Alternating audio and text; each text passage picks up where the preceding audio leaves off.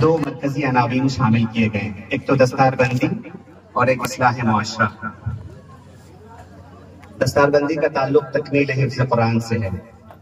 ایک بچے نے اپنے اساتذہ کی نگرانی میں والدین کی مہر و محبت پا کر سماج کی دعاؤں سے یہ سعادت حاصل کی ہے، واقعی میں یہ بہت بڑی سعادت ہے۔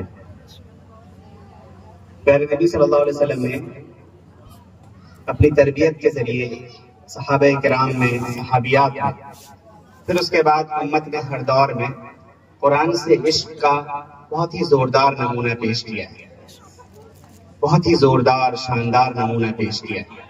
اس میں کردار اساتذہ کا ہے، ماؤں کا ہے، دادا کا ہے، دادی کا ہوتا ہے، فیملی کا ہوتا ہے، اور ایک شاندار اور مہذب قسم کے سماج کا ہوتا ہے جو اپنے کام کو آگے پیچھے کر کے بہت ساری مصروفیتوں سے فارغ ہو کر دستار بندی کے عنوان پر کہ ایک بچے نے قرآن یاد کیا، اللہ کے کلام کو اپنے سینے میں حفظ کر لیا، محفوظ کر لیا، اس کے اعزاز میں سب جوک در جوک شوق کے قدموں تلے چلے آ رہے ہیں۔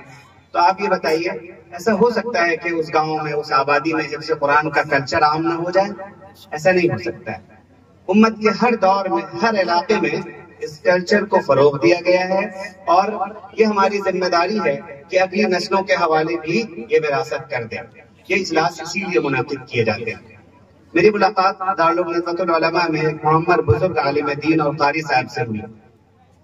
انہوں نے یہ کہا، یہ جو 1 سال سے آپ دیکھ رہے ہیں کہ غزہ کے مجاہدین دنیا کی بڑی طاقتوں کے سامنے 50,000 شہادتوں کے نذرانے پیش کر دیے، ریکارڈ کے مطابق 1.5 لاکھ سے زائد لوگ زخمی ہو گئے، تقریباً 80% غزہ تباہ ہو گیا، اور خاص بات یہ ہے کہ ان شہداء میں زیادہ بڑی تعداد ان لوگوں کی ہے جو حفاظ ہیں، اور لوگ یہ کہہ رہے ہیں کہ دنیا کی بڑی بڑی سپر پاور طاقتیں ایک طرف، ایک ریجنل آرگنائزیشن ایک طرف تباہ ہیں، ناک میں دم ہے ان کے، آخر یہ کھاتے کیا ہیں، پیتے کہاں سے ہیں، کیا پیتے ہیں، کہاں سے لاتے ہیں، کیسی ان کی تربیت کی گئی ہے، یہ موت سے ڈرتے کیوں نہیں ہیں، کون سا شوق، کون سا جوش، کیسا بلبلہ، کس چیز نے اس کے اندر ایسا جذبہ بھر دیا ہے کہ یہ اپنی جانوں کا نذرانہ تو پیش کر دیتے ہیں لیکن قرآن پاک سے محبت سے پیچھے نہیں ہٹتے،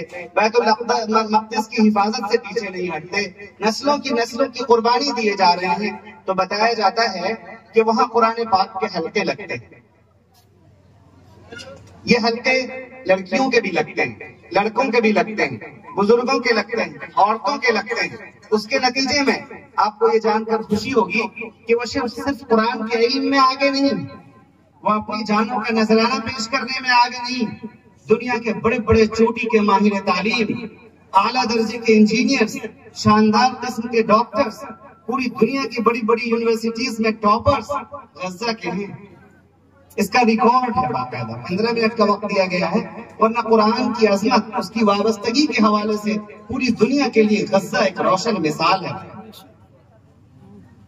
اور اس کی استقامت کے پیچھے قرآن پاک سے ان کا عشق ہے۔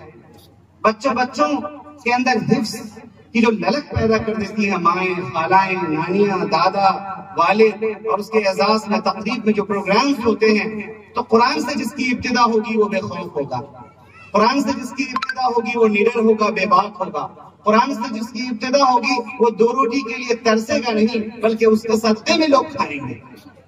یہ بات ہوتی ہے۔ تو اس وجہ سے آج کا یہ باوقار مجمع یہ طے کرے کہ انشاءاللہ ہم اپنے بچوں کو، بچیوں کو قرآن پاک سے جوڑیں گے، وابستہ کریں گے۔ قرآن پاک سے جوڑنے میں 4 باتیں آتی ہیں۔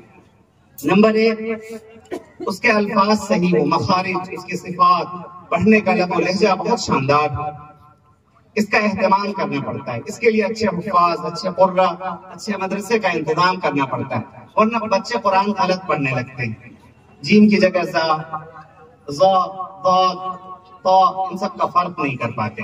کئی مرتبہ مخرج تو صحیح ہوتا لیکن اس کی آواز میں وہ حلاوت، وہ مٹھاس، وہ چاشنی نہیں ہوتی کہ وہ تلاوت کرے تو دنیا کی ساری چیزیں بھول جائے، یہ بات نہیں پیدا ہوتی۔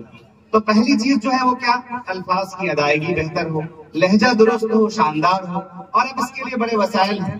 الگ الگ علاقوں میں ماشاءاللہ حفاظ ہیں، قرہ ہیں. اس کے علاوہ ہر جیب میں شاندار قسم کا ایک موبائل ہوتا ہے، اور اس میں آپ دنیا کے جس قاری کی کاپی کرنا چاہیں کر سکتے ہیں.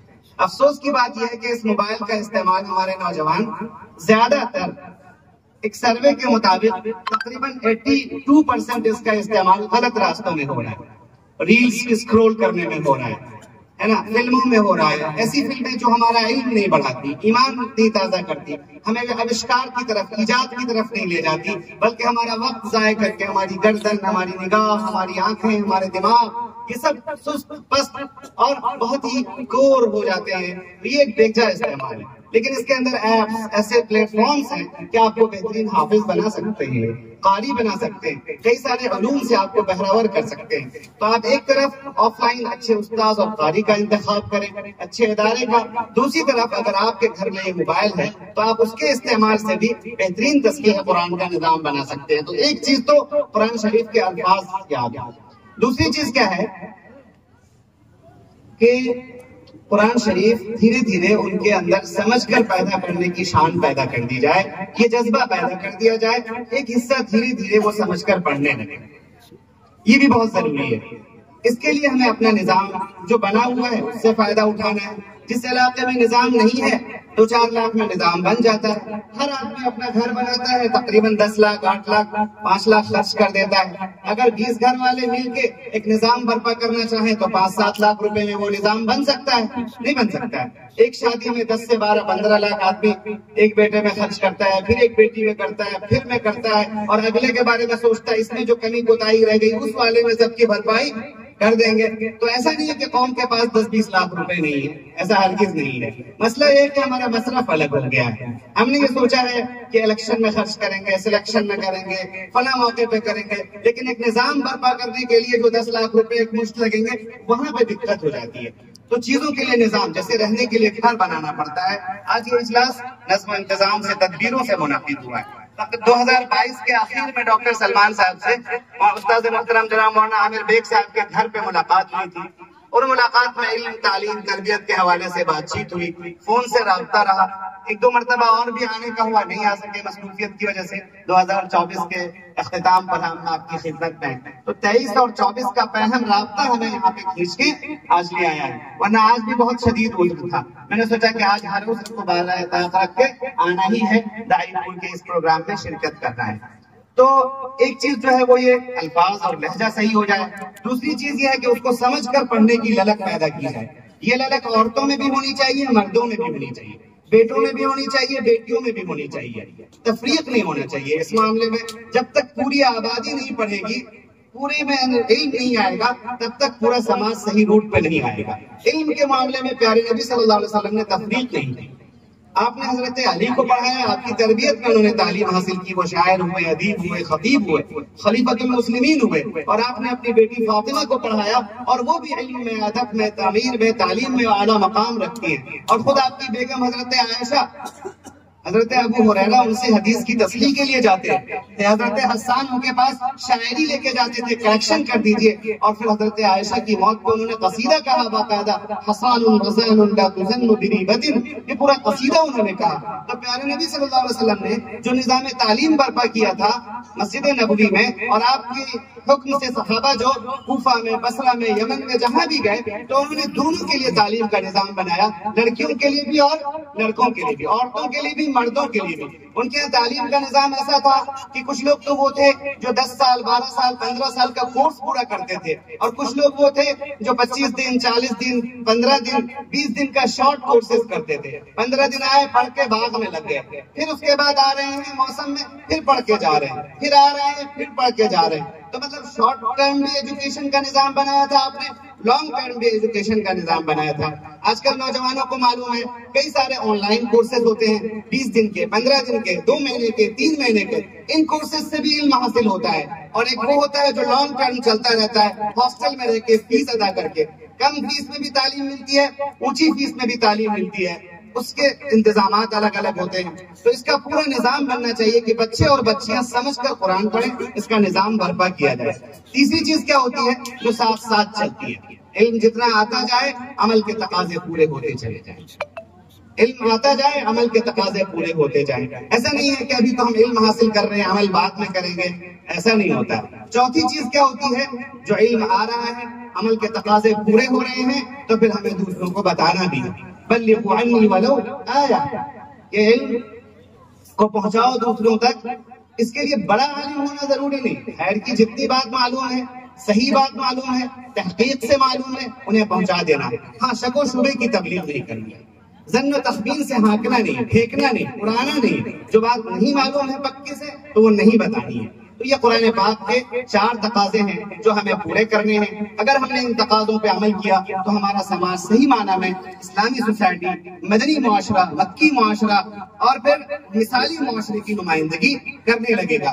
اس کے لیے عرب میں ہونا ضروری نہیں، ایک گاؤں میں بھی ایک اسلامی معاشرہ بن سکتا ہے، ایک شہر میں بن سکتا ہے، ایک چھوٹی سی آبادی میں بن سکتا ہے، اور اس کی مثال دے کر لوگ دور تلک لے جا سکتے ہیں. یہ بات تو جلسہ دستار بندی سے متعلق تھی کہ جب بھی قرآنی مجلس ہو، یہ ہمیں طے کرنا ہے کہ انشاءاللہ ہم قرآن سے وہ عشق پیدا کریں گے کہ ہمارے گھر کا ہر بچہ، ہر بچی قرآن سیکھے گا، قرآن سمجھے گا، قرآن کے تقاضوں پہ عمل کرے گا اور اس کے علم کو عام کرے گا. ہوگا نا انشاءاللہ؟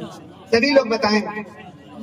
جی، ایک چھوٹی سی بات ہم آپ کو بتاتے ہیں، یہ باتیں بے اثر نہیں ہوتی. میں جب اپنے گاؤں میں حافظ ہوا تھا تو میں اکیلا حافظ ہوا تھا. یہ بات ہے اس وقت کی جب میں 11 سال کا تھا.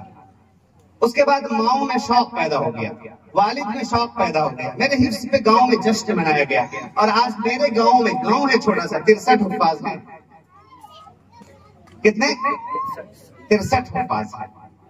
مطلب موومنٹ اس کو بولتے ہیں. اجلاس میں، ایک مجلس میں والد نے، چچاؤں نے، گاؤں کے ایک ایک فرد نے اس بات کا عہد کیا تھا کہ میرا بیٹا ہوگا تو وہ مسعود کی طرح ہوگا، مطلب حافظ ہوگا. اور جب میں عالم ہوا تھا تو میرے گاؤں میں مجھ سے سینئر صرف ایک عالم تھے، شرف الدین صاحب. اور اب صرف میرے شاگرد جو ندوے سے فارغ ہیں، باقاعدہ ندوی صرف میرے گاؤں میں، آس پاس کے 20 گاؤں کی بات نہیں کر رہے ہیں، وہاں پر 12 میرے شاگرد ہیں جو ندوی ہو کر تیار ہو گئے. یہ کیسے ہو گیا؟ یہ گاؤں کے عزم سے ہوا ہے. تو یہ جو مدرسے بنتے ہیں تو یہ ایک تحریک بن جاتے ہیں. جتنے لوگ یہاں بیٹھے ہوئے ہیں وہ یہ سب طے کریں کہ انشاءاللہ العزیز حافظ بھی بنائیں گے اور قرآن پاک کی سمجھ بھی پیدا کریں گے. اور ایک آخری بات ہے وہ عرض کرتے ہیں، وہ کیا ہے کہ حفظ ہو یا عالم کی پڑھائی ہو، اس سے تنگی پیدا نہیں ہوتی بلکہ اس سے وسعت پیدا ہوتی ہے. ایک حافظ عالم ہونے کے ساتھ بہترین ٹیچر ہو سکتا ہے.